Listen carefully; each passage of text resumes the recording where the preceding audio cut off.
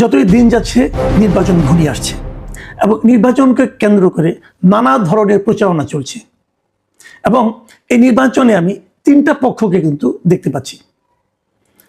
তিনটা পক্ষ হলো কে কে? একটা হলো বিএনপি, একটা জামায়াতে ইসলাম, আর একটা সরকার। আপনারা যদি বলবেন যে সরকারের সঙ্গে তো বিএনপি এবং জামাতের কোনো প্রতিদ্বন্দ্বিতা নেই, কোনো বিরোধ নেই, তারা পরস্পরের প্রতিপক্ষ নয়, তাহলে সরকারকে আপনি কেন আরেকটা পক্ষ বলছেন? হ্যাঁ, আমি বলছি সরকার বিএনপি এবং জামাতের সঙ্গে সরাসরি নির্বাচন করছে না, কিন্তু তারা যেন জনগণ এবং আইনের সঙ্গে নির্বাচনে প্রতিদ্বন্দ্বিতায় লিপ্ত হয়েছে। কিভাবে বলছি? বিএনপির নেতৃত্বে কে আছেন? তারেক রহমান। তারেক রহমান বিভিন্ন জায়গায় যাচ্ছেন, বিএনপির ধানের শীষের পক্ষে ভোট চাচ্ছেন। ডক্টর শফিকুর রহমান জামাতের আমির, উনিও বিভিন্ন জায়গায় যাচ্ছেন এবং দাঁড়িপাল্লা মার্কায় ভোট চাচ্ছেন। আর ডক্টর আলী রিয়াজ একজন বিদেশি নাগরিক, আমেরিকার নাগরিক। উনি আমাদেরও জন্মগতভাবে নাগরিক, পরে বাংলাদেশের নাগরিকত্ব ওটাও রেখেছেন, এবার আমেরিকার নাগরিকত্ব নিয়েছেন, শপথ নিয়েছেন যে আমেরিকার স্বার্থ রক্ষা করবেন। তিনি সারা দেশে ঘুরে বেড়াচ্ছেন এবং হার পক্ষে ভোট চাচ্ছেন। আমাদের তারেক রহমান এবং আমাদের শফিকুর রহমান, ওনারা কিন্তু ভোট চাইতে যে কাউকে আইন ভাঙতে বলছেন না, কিন্তু আলী রিয়াজ সাহেব আইন ভাঙতে বলছেন। উনি সরকারি কর্মকর্তা কর্মচারীদেরকে বলছেন যে আপনারা হার পক্ষে ভোট চান। আবার এদিকে ইলেকশন কমিশন বলছেন যে কোনো সরকারি কর্মকর্তা কর্মচারী যদি হার পক্ষে অথবা নার পক্ষে কোনো একটা পক্ষে যদি তারা ভোট চান, তারা কেবল আইনি লঙ্ঘন করবেন না, তাদের দণ্ড পর্যন্ত দেওয়া যাবে। তাদের 1 বছর থেকে 5 বছর পর্যন্ত দণ্ড হতে পারে। এবার বুঝেন সরকারি কর্মকর্তা কর্মচারীরা কোথায় যাবেন? তারা তো অলরেডি এর মধ্যে দণ্ডের কাজ করে ফেলেছেন, তারা সাজা পাওয়ার মতো অপরাধ করে ফেলেছেন। এবং দেশের এমন কোনো সরকারি অফিস নেই যেখানে নাকি হার পক্ষে প্রচারণা শুরু করে দেওয়া হয়নি। তাহলে এই দণ্ড কাকে দেওয়া হবে? নির্বাচন কমিশন বলছে যে এখানে নতুন করে আমার বলার কিছু নেই, এটা তো আইনেই আছে। গণপ্রতিনিধিত্ব যে আইনটা, যেটাকে আরপিও বলা হয়, মানে যে আইনের অধীনে নির্বাচন হয়, সে আইনেই আছে যে কোনো সরকারি কর্মকর্তা কর্মচারী নির্বাচনের কোনো একটা পক্ষে প্রচারণা চালাতে পারবে না। আসেন আমরা সেই আইনটা একটু দেখি।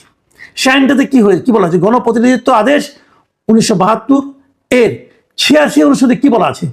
যদি প্রজাতন্ত্রের কর্মে নিয়োজিত কোনো ব্যক্তি কোনোভাবে নির্বাচনের ফলাফলকে প্রভাবিত করার উদ্দেশ্যে তার সরকারি পদমর্যাদার অপব্যবহার করেন, তাহা হইলে তিনি অনধিক 5 বছর এবং অনূন্য 1 বছরের কারাদণ্ড এবং অর্থদণ্ডে দণ্ডিত হইবেন।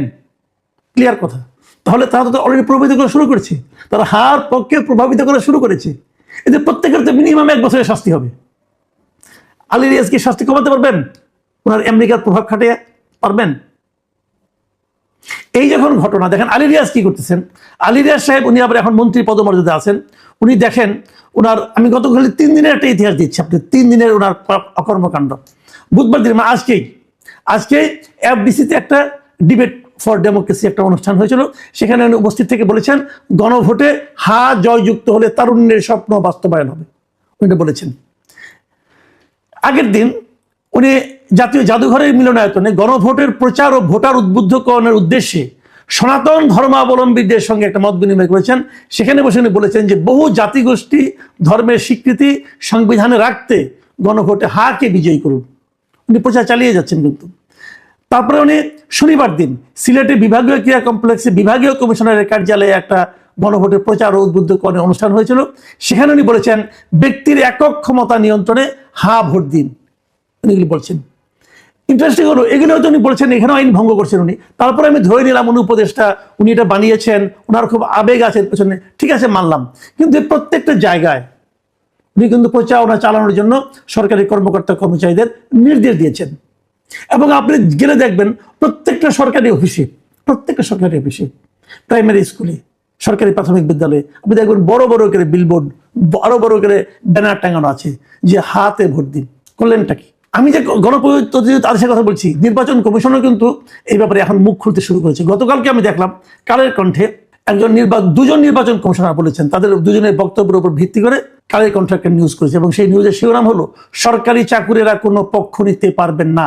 এবং সেখানে ওনারা যাকে বলেছেন নির্বাচন কমিশনার আব্দুর রহমান এল মাসুদ, তার সঙ্গে আলাপ করেছেন।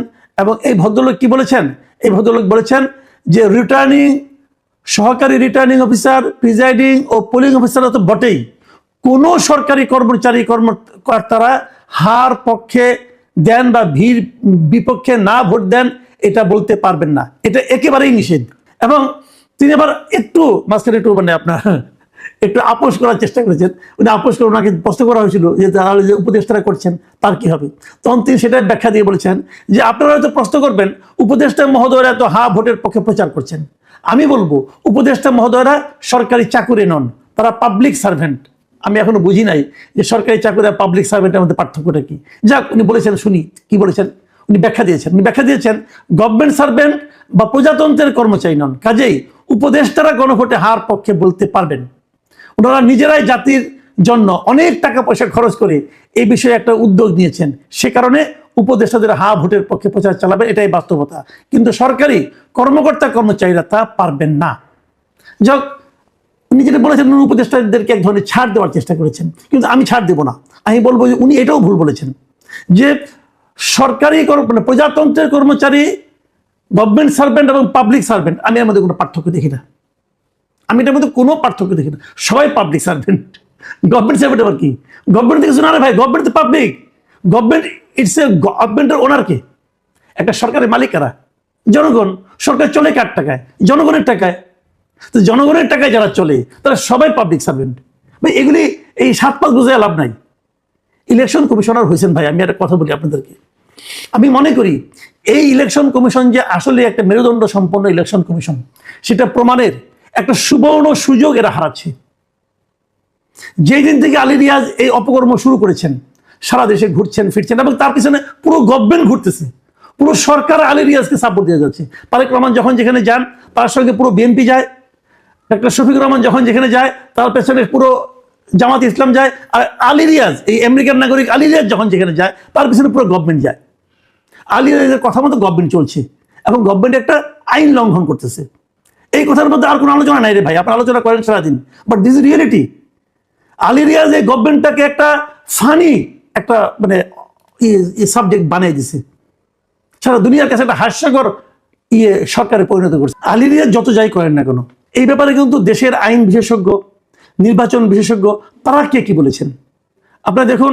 অলরেডি কিন্তু বিশিষ্ট আইন বিশেষজ্ঞ যিনি আছেন ডক্টর শাহাদিন মালিক, তিনি বলেছেন যে এই বিদ্যমান আইন অনুসারে উপদেষ্টারা গণভোটের হার পক্ষে প্রচার চালাতে পারেন না। এবং খুবই আলোচিত নির্বাচন সংস্কার কমিশনের যিনি সদস্য ছিলেন বেগম জেসমিন টুলি, তিনিও একটা কথা বলছেন আগে, এবং উনি বলছেন যে এই নির্বাচন কমিশনের উচিত ছিল এই যে আইনের বাধ্যবাধকতা, এটা আগেই এই উপদেষ্টাদেরকে জানিয়ে দেওয়া। যে কথাটা আমি একটু আগে বললাম যে নির্বাচন কমিশনের একটা মানে সুবর্ণ সুযোগ ছিল যে ওনারা যে একটা সরকারের মানে কথা মতো চলার জন্য আসেন নাই, ওনারা যে স্বাধীনভাবে একটা নির্বাচন পরিচালনা করতে আসছেন, এটা প্রমাণের একটা সুবর্ণ সুযোগ ওনারা নষ্ট করেছেন। সরকার যখন নাকি সরকারি বিভিন্ন প্রতিষ্ঠানে ভোটের পক্ষে প্রচারণা শুরু করেছেন, তখনই তাদের থামানো উচিত ছিল, বলা উচিত ছিল যে এটা আপনারা পারেন না। এই কাজ শুরু হয়েছে আরো 2 সপ্তাহ আগে, 2 সপ্তাহ পরে এসে ওনারা বলতেছেন যে ওনারা এটা পারেন না। মানে আমি যে একটা কথা বলেছিলাম, বহুবার বলেছি যে এই নির্বাচন কমিশনকে আমার কাছে অথর্ব, অযোগ্য এবং অনভিজ্ঞ মনে হয়, তার প্রমাণ তারা দিয়েছেন যে তারা বুঝতেই পারছেন না কখন থামাতে হবে, কখন বলতে হবে যে এই কাজটা আপনি পারেন না করতে। ভাগ্য ভালো একজন নির্বাচন কমিশনার, আমি এই আব্দুর রহমানুল মাসুদ সাহেবকে ধন্যবাদ জানাচ্ছি, যিনি মেরুদণ্ড সুযোগের কথাটা বলেছেন। আমি মনে করি এখন এই ব্যাপারে সরকারের নির্বাচন কমিশন সতর্ক হওয়া উচিত এবং প্রত্যেকটা সরকারি অফিস থেকে সেই বিলবোর্ড এবং যত ফেস্টুন আছে, ব্যানার আছে, সব নামানো উচিত এবং এগুলির পিছনে যে খরচ হয়েছে সেই খরচ আলী রিয়াজের কাছ থেকে আদায় করা উচিত। দেশটাকে সবার সামনে হাসির পাত্র বানানোর যে প্রবণতা এই ডক্টর আলী রিয়াজ শুরু করেছেন, এটা থামানো উচিত। ওনার তো কিছু যায় আসে না, উনি তো আমেরিকান নাগরিক। আমরা মানুষের কাছে বিজ্ঞতি হলে ওনার কি যায় আসে? উনি একের পর এক আইন ভেঙে চলেছেন। প্রিয় দর্শক, আমি শুরুতে যেটা বলেছিলাম যে আসলে 3টা পক্ষ দেখছি, একটা বিএনপি তারেক রহমানের নেতৃত্বে, আরেকটা জামাতে ইসলামী, সেটা হলো আপনার ডক্টর শফিকুর রহমানের নেতৃত্বে, আরেকটা হলো সরকার, এই অন্তর্বর্তীকালীন সরকার ডক্টর আলী রিয়াজের নেতৃত্বে।